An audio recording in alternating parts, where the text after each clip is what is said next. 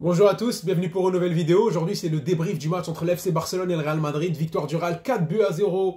Content pour la Copa del Rey, le match retour. Il se qualifie en finale pour aller affronter Osasuna et potentiellement le titre cette année en Copa del Rey. Un titre qui nous échappe encore une fois. Mais bon, on va en parler pendant cette vidéo. Et oui, bon, c'est un débrief à froid. J'ai pas fait la vidéo hier. Il y a un petit souci technique. Ouais, le mec, il vient de commencer, mais il a déjà des soucis techniques. Mais bon, ça n'empêche pas votre masterclass, vous allez la voir. Le débrief objectif, vous allez la voir. Et comment on va démonter cette équipe du Barça, vous allez la voir aussi, les gars.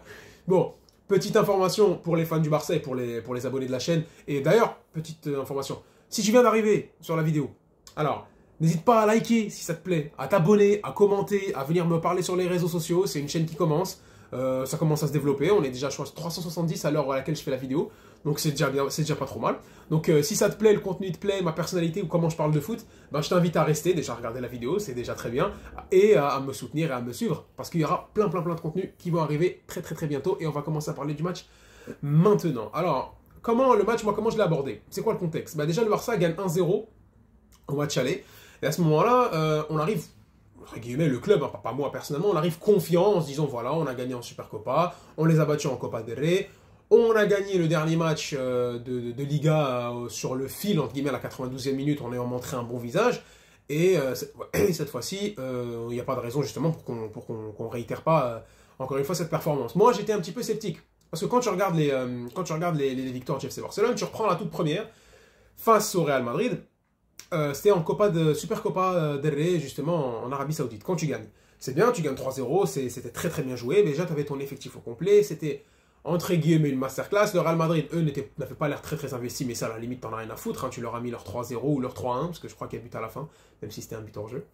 Donc justement, déjà, t'as ça. Le match d'après, t'as énormément d'absents, à l'instar de ce match-là, mais t'as énormément d'absents et tu vas jouer face à un Real Madrid chez eux, donc c'était le match aller de la Copa del Rey. Tu vas les affronter et tu marques un but contre son camp de Militao par un contre, un pressing haut, pardon, mené par Ferran Torres et Kessié, qui mène un but à 0. Et à ce moment-là, tu vois, tu as un match, tu as un Real qui passe à côté de ses pompes, qui a aucune frappe cadrée, qui a une domination stérile. Apparemment, c'est le premier match où le Barça n'avait pas la possession de balle suffisante. C'était un Barça très défensif, mais on disait malgré tous les absents, c'était réaliste. Et c'était intéressant parce que tu dis, regarde, avec une équipe au complet, on leur a mis la treja, avec une équipe complètement décimée, on a réussi à gagner chez eux. Et en plus, ce qui va te conforter dans l'idée que le Barça peut aller chicoter le Real Madrid, un peu comme à l'époque des grandes heures de la MSN et du Grand Barça. C'était le match de Liga de la semaine dernière, enfin il y a 2 semaines, où tu vas les battre sur le fil de buts 1 à la dernière minute, et tu te dis, voilà, finalement, dans 3 configurations où il y a certains absents, on a réussi à gagner, quand on a toute l'équipe, on a réussi à gagner, et même quand il y a beaucoup d'absents, on a réussi à gagner. Et ce qui fait que beaucoup de supporters sont arrivés ultra confiants. Moi, je mets une story en disant, écoutez les gars, moi je suis pas du tout optimiste, moi je suis pessimiste, je vois le Real nous battre, franchement je vois le Real passer. Qu'est-ce qui m'a conduit à dire ça? Déjà la forme dans laquelle Karim Benzema est pendant le mois de Ramadan, on l'a vu l'année dernière, on l'a encore vu cette année, mais bon, ça c'était pas que ça, mais aussi dans quelle forme arrive le Real Madrid. Ultra déterminé, very sharp physiquement, genre ils étaient vraiment affûtés, même la vitesse, il y a des trucs qui ne trompent pas quand tu vois leur match face à Real Valladolid, la vitesse dans les transitions, la précision, comment ils sont létaux, et surtout dans la capacité à gérer les gros matchs et les matchs coup près. Parce que les matchs dans lesquels tu les bats, le match à aller, ils peuvent rater, ils ont raté un match, ils ratent un match, un but à 0, mais il restait un match retour. Mais en Liga, tu as encore ce filet, entre guillemets, du FC Barcelone qui te dit, c'est un match de Liga, il y avait déjà énormément de points en avance, bon, et le Real Madrid aussi a le droit aussi de faire un mauvais match, et aussi le Barça a le droit d'être très bon. Sauf que là, moi, je les voyais dans un cadre où il fallait faire une remontada, ils sont excellents, même si ce mot-là, il a été vulgarisé, modernisé, entre guillemets, par l'FC Barcelone, mais le Real Madrid le gère très bien. Et à ce moment-là, quand j'ai vu cette approche-là, je me suis dit, moi je le donne pour le Real Madrid. Et ça s'est vu parce que, qu'est-ce que tu peux en attendre de ce match-là? Moi je savais qu'il y avait beaucoup d'absents du côté du FC Barcelone. Qu'est-ce qu'il fallait faire? Il fallait, entre guillemets, avoir toujours joué avec son système, mais essayer de permettre à cette équipe-là, malgré beaucoup d'absents, pouvoir affronter une équipe top niveau qui se fait de mieux dans la gestion mentale, qui se fait de mieux dans la gestion d'un score, de remonter un score, d'affrontement entre guillemets coup près, c'est le Real Madrid. C'est ce qui fait de mieux sur les dernières années, et surtout par rapport à ce qu'on a vu l'année dernière et ce qu'on a vu hier soir finalement. Et tout le défi pour Xavi, malgré tous les blessés, et on va en parler techniquement là dans le match, qu'est-ce qu'il fallait faire? L'intérêt c'était de réussir à les regarder dans les yeux, à essayer de les combattre, jouer certes avec tes armes, mais être intelligent dans la gestion de match et permettre à tous ces jeunes-là justement d'avoir la capacité entre guillemets de capitaliser là-dessus. Tu dis ok, On n'est peut-être pas aussi fort, mais cette idée naïve à la con d'aller jouer systématiquement notre style de jeu tout le temps, risque à s'exposer, ben c'est peut-être pas évident. Et moi, je savais que ça allait se passer comme ça. C'est pour ça que j'avais dit défaite potentielle du Barça, victoire du Real. Parce que je m'y attendais. C'est vrai que ça peut faire con de dire, ouais, le mec, il vient après le match, il balance ça. Non, mais c'est une réalité, les gars. Vous savez quoi? Je vais peut-être même, pendant le montage, même mettre la photo sur le teco. Je vais la mettre, la photo de la story en question où j'avais dit ça. Bref. À ce moment-là, on va parler du match. Alors, les compositions d'équipe, du côté du Real Madrid, c'est du classique. Hein, donc, t'as Courtois, t'as Alaba, t'as Militao, t'as Carvajal, t'as Camavinga en latéral. Toujours, bon, le milieu de terrain, Fede Valverde, Kroos, Modric. Et l'attaque, Rodrigo, Benzema, Vinicius. Donc, ça fait un 4-3-3 très offensif. Ils sont partis chercher le score, en fait. Ils savent que il faudra aller jouer en transition, il faudra aller être plus rapide. Et on a vu toute l'importance d'un joueur comme Rodrigo Goes, qui d'habitude ne joue pas titulaire parce que c'est Valverde qui joue plus haut pour permettre au milieu de terrain du Real Madrid d'être plus compact. Donc c'est une sorte de 4-4-2 des deux côtés, ça va être comme ça.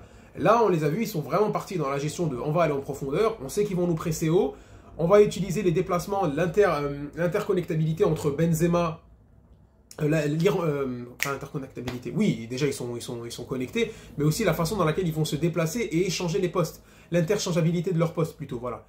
Et en face de ça, tu vas avoir un FC Barcelone qui garde toujours son 4-4-2 à plat, toujours son système, donc comme j'avais prédit dans ce que j'attendais dans le match. Cela dit, dans l'effectif en lui-même, il y a beaucoup d'absents. Tu as l'absence de Christensen dans une défense, c'est très important, parce que mine de rien, avec Araujo, c'est le meilleur défenseur du FC Barcelone, et là tu te retrouves à avoir Ter Stegen dans les buts, Araujo à droite pour essayer de bloquer Vinicius, Koundé, Marcos Alonso en défense centrale, à gauche, tu as Baldé, milieu de terrain, Busquets, Sergi Roberto, Kessie et Gavi. Et en attaque, tu as Lewandowski, si on l'a vu, si tant est qu'on l'a vu, et Rafinha.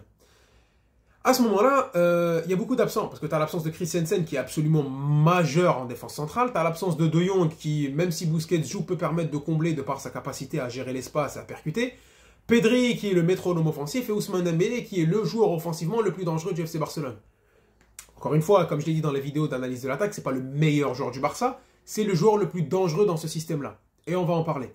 Quand tu affrontes, alors moi, avec tout ce pessimisme-là, pardon, quand tu affrontes le Real Madrid, tu dis, bon, à quoi on va s'attendre? Et tu vois quoi finalement? Tu vois une première période qui est pas trop mal gérée par le FC Barcelone, in fine. Parce que, il rentre dedans, tu as même un bon caissier finalement, moi je m'attendais que ça allait être un point faible, tu as un Barça qui le rentre dedans, qui les presse haut, qui ont beaucoup d'occasions, tu as même, bon, la polémique sur le penalty de Alaba sur la frappe de Gavi. Franchement, s'il donne penalty, je dis pas que c'est un vol, s'il donne pas, c'est pas un scandale, quoi. Parce qu'il y a cette règle-là où quand le joueur est en appui, il glisse, en plus la balle elle était loin, elle n'y est pas, hein, une balle qui allait rentrer dans le but.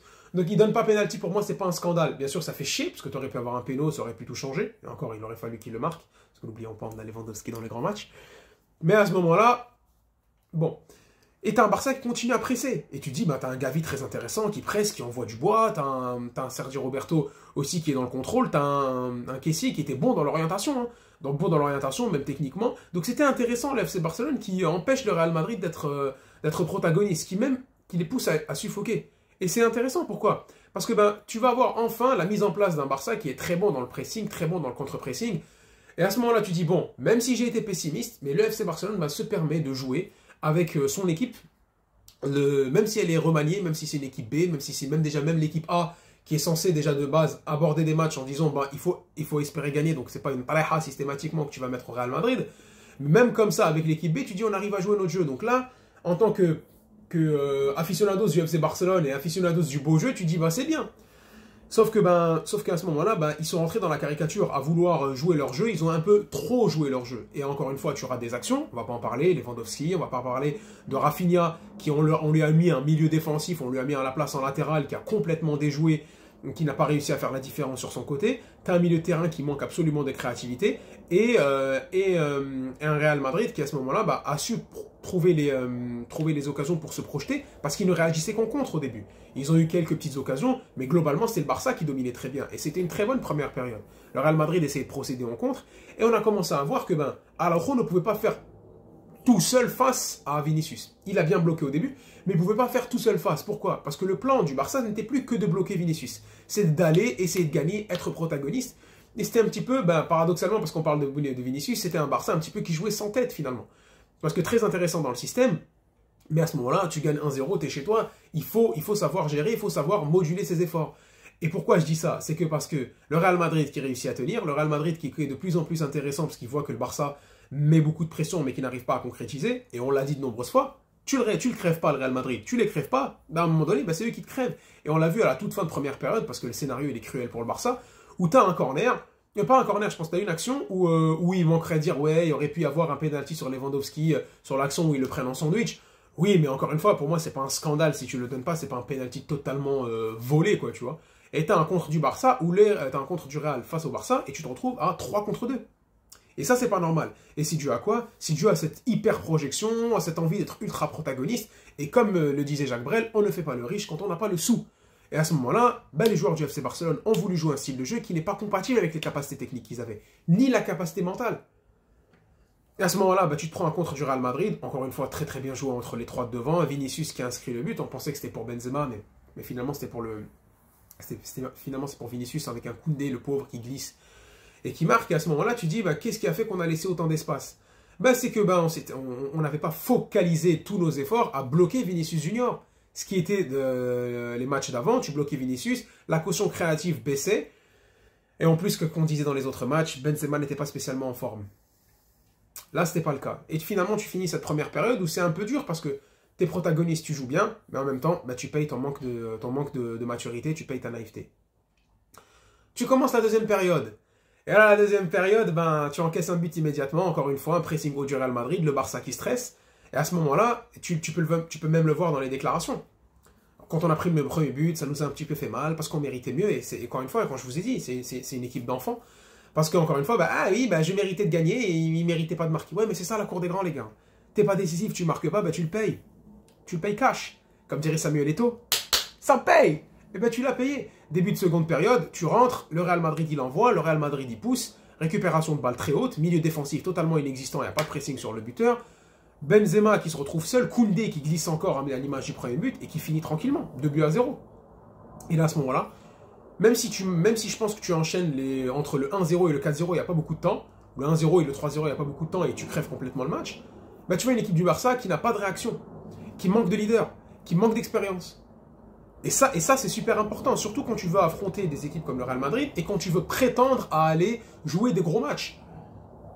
C'est ça, le Real Madrid va aller inscrire, tu le laisses tranquille, et à ce moment-là, eux qui en première période, on va pas dire paniquer, mais peuvent se dire, on joue face à une équipe B, on n'arrive pas à se créer des occasions, on se fait suffoquer, et là on n'arrive pas à produire notre jeu. Ils inscrivent fin de la première période, ils inscrivent début de la deuxième période, après très vite tu vas leur donner un penalty. Et à ce moment-là, tu n'as aucun joueur du FC Barcelone qui peut se gérer mentalement.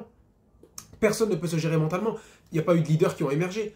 Je l'ai dit et je le répète, Sergio Busquets n'est pas un capitaine. Sergio Roberto, qui est vice-capitaine, n'est pas un capitaine. La seule personne qui a montré un petit peu de caractère, Gavi dans son coin, mais parce que c'est l'impétuosité de la jeunesse, et Araujo.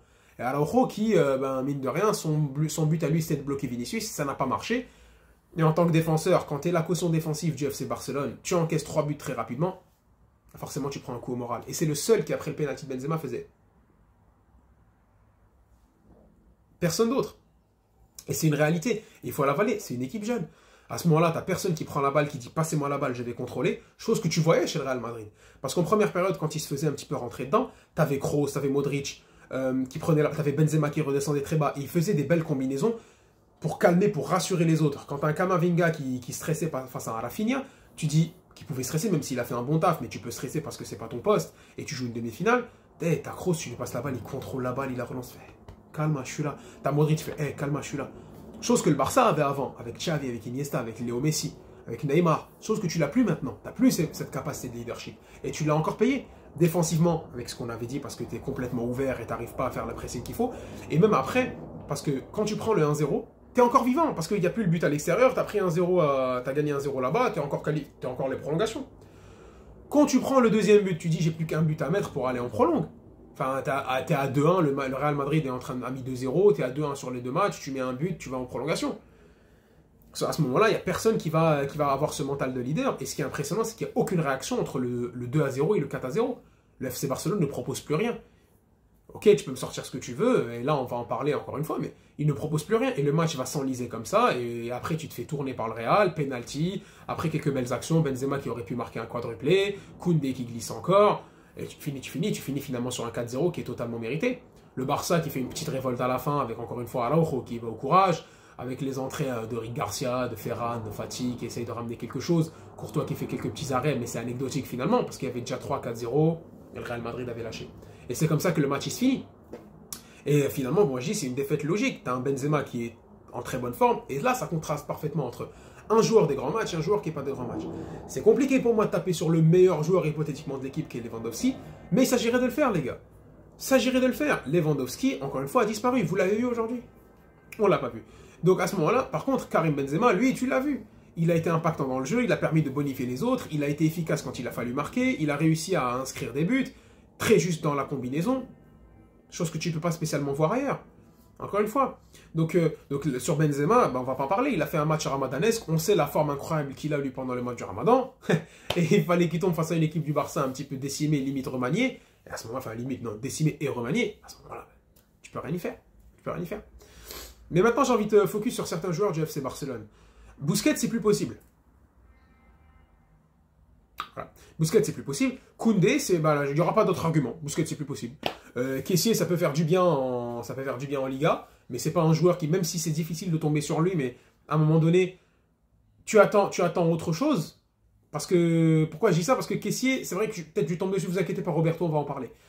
Le problème avec Kessié, c'est que c'est le seul, entre guillemets, que tu peux encore vendre. Sergio Roberto, faut prendre, on l'a dit dans la vidéo sur le milieu de terrain, c'est multifactoriel. Hein, enfant du Barça, il a prolongé, il connaît la Liga, c'est un Catalan, bref. Tu vois. Sergio Roberto aussi, il n'a pas apporté de l'expérience, même si c'était bien dans la première période avec les remises de balles, etc. Il n'y a pas de projection, il n'y a pas de révolte, il n'y a pas ce qu'on pouvait voir, le feu qu'il y avait en lui en 2015, en 2016, en 2017 et même un peu en 2018. Kessie, encore une fois, qui a été très intéressant en première période, mais qui s'est éteint en deuxième. Gavi, arrêtez de compter sur Gavi, les gars.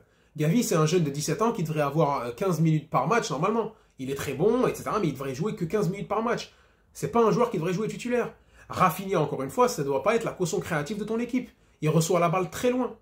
Quand je disais qu'Ousmane Dembélé et Pedri étaient les joueurs les plus importants offensivement, et Dembélé était peut-être le joueur le plus important dans ce système-là. Bien sûr que ce n'est pas en qualité intrinsèque. Mais quand tu as des ailiers qui doivent prendre la balle de très très loin, Rafinha, parce qu'on n'a pas un milieu de terrain qui se projette très bien, qui peut monter avec la balle comme on pouvait l'avoir avant. Donc la balle arrive très rapidement chez les ailiers. Même chez l'ailier, parce que tu n'as plus d'autres ailiers, tu n'as que l'ailier droit. Rafinha n'est pas un joueur qui peut prendre la balle et progresser avec. C'est un joueur que tu peux lui passer dans les derniers mètres. Il a une bonne qualité de frappe, une bonne qualité de centre. C'est un joueur, même moi, limite, je le verrais comme remplaçant. C'est un excellent super sub. Parce qu'il se donne beaucoup physiquement, il a une grosse agressivité dans le pressing, il se bat, il a une bonne capacité de centre pour les fins de match, une bonne qualité de frappe, il a une bonne rétention de balle parce que même quand il garde la balle, c'est pas trop mal. Par contre, prendre la balle de plus bas et essayer de progresser comme peut faire un Ousmane Dembélé, créer le feu, créer le déséquilibre, chose qu'il n'a pas. Donc c'est normal que Ousmane Dembélé ait la caution créative à ce moment-là. Et Ousmane Dembélé, dans les matchs où le Barça galère, c'est l'un des seuls qui se bat finalement. Pedri, c'est la même chose. Pedri, c'est un métronome. On va pas trop tarder sur ce qu'aurait pu faire le FC Barcelone parce qu'il y aura une vidéo où je vais parler justement de la capacité au FC Barcelone de se chier dessus dans les grands matchs. Et là, il y aura une vidéo qui va venir. Donc ça sert à rien de s'attarder là-dessus. Mais bref, les gars, j'espère que le débrief en tout cas du match vous a plu. Encore une fois, le constat c'est quoi? Les joueurs ne sont pas encore prêts et c'est une défaite totalement logique, totalement méritée. Quand t'as pas travaillé grand-chose, quand t'as un effectif qui n'est pas fait pour affronter les grosses équipes, quand t'as un coach qui s'obstine à jouer de la même façon et qui n'apporte pas cette maturité, ce calme-là, et savoir dire, 1-0 on n'est pas mort, à 2-0 on n'est pas mort, il faut savoir contrôler, non, finalement il n'y a pas de révolte, le système de jeu il ne change pas, la propension à Xavi à ne faire aucun choix qui va être décisif pour changer les gros matchs, tout ça fait que tu perds face à un Real Madrid qui est ultra réaliste, qui n'a même pas fait une immense prestation. Moi je n'étais même pas dégoûté qu'on ait perdu 4-0 finalement, c'est pas le score qui me dégoûte. Moi ce qui me dégoûtait un petit peu c'est la façon dans laquelle FC Barcelone a joué, en étant totalement amorphe, et ne proposant absolument rien. C'est ça qui m'a dérangé. Mais bref, c'était une très bonne leçon. Je pense que c'est parmi les leçons qui vont permettre à FC Barcelone de continuer à grandir, de se reconstruire. On parlera bien sûr dans une très prochainement, dans une nouvelle vidéo du Barça dans les grands matchs et de la naïveté que peut avoir cette équipe-là. En tout cas, c'était 20 minutes de débrief intense où j'ai beaucoup parlé et ça venait du cœur. Mais j'espère que l'analyse vous a plu, que c'était objectif, que c'était neutre. Non, c'était pas neutre parce que je suis fan du Barça, mais j'espère avoir donné les avis les plus précis, les plus concis possibles.